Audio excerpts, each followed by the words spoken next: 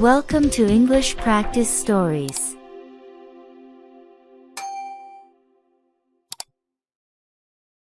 Hello, my dear friends. How are you? Pressing like and subscribe is a big help for me. The occurrence or event in our story takes place during the Civil War of the 1860s between the American states of the North and the states of the South. A group of soldiers is hanging a Southern farm owner for trying to stop Northern military movements across the Owl Creek Bridge. In the last moments of his life, the Southern prisoner dreams he has escaped. And everything that happens in the story is really the images in the prisoner's mind just before he dies. Here is Shep and Neil with our story. A man stood on a railroad bridge in Alabama, looking down into the swift waters of the Owl Creek River below. The man's hands were tied behind his back. There was a rope around his neck. The rope was tied to a part of the bridge above him. 3 soldiers of the Northern Army stood near the prisoner, waiting for their captain's orders to hang him. Everyone was ready. The prisoner stood quietly. His eyes were not covered. He looked down and saw the water under the bridge. Now he closed his eyes. He wanted his last thoughts to be of his wife and children. But as he tried to think of them, he heard sounds again and again. The sounds were soft, but they got louder and louder and started to hurt his ears. The pain was strong. He wanted to shout, but the sounds he heard were just those of the river running swiftly under the bridge. The prisoner quickly opened his eyes and looked at the water. If I could only free my hands, he thought. Then I could get the rope off my neck and jump into the river. I could swim under the water and escape the fire of their guns. I could reach the other side of the river and get home through the forest. My house is outside of their military area, and my wife and children are safe there. I would be, too. While these thoughts raced through the prisoners' minds, the captain gave the soldiers the order to hang him. A soldier quickly obeyed. He made the rope firm around the prisoners' necks. Then he dropped him through a hole in the bridge. As the prisoner fell, everything seemed black and empty. But then he felt a sharp pain in his neck and could not breathe. There were terrible pains running from his neck down through his body, his arms, and his legs. He could not think. He could only feel the pain of living in a world of pain. Then, suddenly, he heard a noise, something falling into the water. There was a big sound in his ears. Everything around him was cold and dark. Now he could think. He believed the rope had broken and that he was in the river. But the rope was still around his neck, and his hands were tied. He thought, how funny to die of hanging at the bottom of a river. Then he felt his body moving up to the top of the water. The prisoner did not know what he was doing, but his hands reached the rope on his neck and tore it off. Now he felt the most violent pain he had ever known. He wanted to put the rope back on his neck. He tried but could not. His hands beat the water and pushed him up to the top.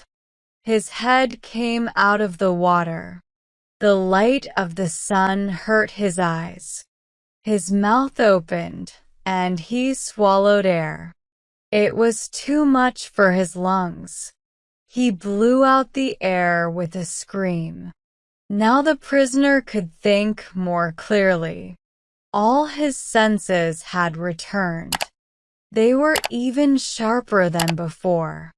He heard sounds he had never heard before, sounds that no man's ears had ever heard, the flying wings of small insects, the movement of a fish. His eyes saw more than just the trees along the river. They saw every leaf on the trees. And they saw the thin lines in the leaves. And he saw the bridge, with the wall at one end. He saw the soldiers and the captain on the bridge. They shouted, and they pointed at him. They looked like giant monsters. As he looked, he heard gunfire. Something hit the water near his head. Now there was a second shot. He saw one soldier shooting at him. He knew he had to get to the forest and escape. He heard an officer call to the other soldiers to shoot. The prisoner went down into the river, deep, as far as he could. The water made a great noise in his ears, but he heard the shots. As he came up to the top again, he saw the bullets hit the water. Some of them touched his face and hands. One even fell into the top of his shirt. He felt the heat of the bullet on his back. When his head came out of the water for air, he saw that he was farther away from the soldiers. And he began swimming strongly. As he swam, the soldiers fired their rifles. Then they fired their cannon at him. But nothing hit him. Then, suddenly, he could not swim. He was caught in a whirlpool, which kept turning him around and around. This was the end, he thought. Then, just as suddenly as it had caught him, the whirlpool lifted him and threw him out of the river. He was on land. He kissed the ground. He looked around him. There was a pink light in the air. The wind seemed to make music as it blew through the trees. He wanted to stay there. But the cannon fired again, and he heard the bullets above his head. He got up and ran into the forest. At last, he found a road toward his house. It was a wide, straight road. Yet it looked like a road that never had any travelers on it. No farms. There are no houses on its sides. Only tall black trees. In the tall, black trees, the prisoner heard strange voices. Some of them spoke in words that he could not understand. His neck began to hurt. When he touched it, it felt very large. His eyes hurt so much that he could not close them. His feet moved, but he could not feel the road. As he walked, he was in a state of sleep. Now, half awake and half asleep, he found himself at the door of his house. His lovely wife ran to him. Ah, at last. He put his arms around his beautiful wife. And just then, he felt a terrible pain in the back of his neck. All around him, there was a great white light and the sound of a cannon. And then darkness and silence. The prisoner was dead. His neck was broken. His body hung at the end of a rope. It kept swinging from side to side, swinging gently under a hole in Owl Creek Bridge.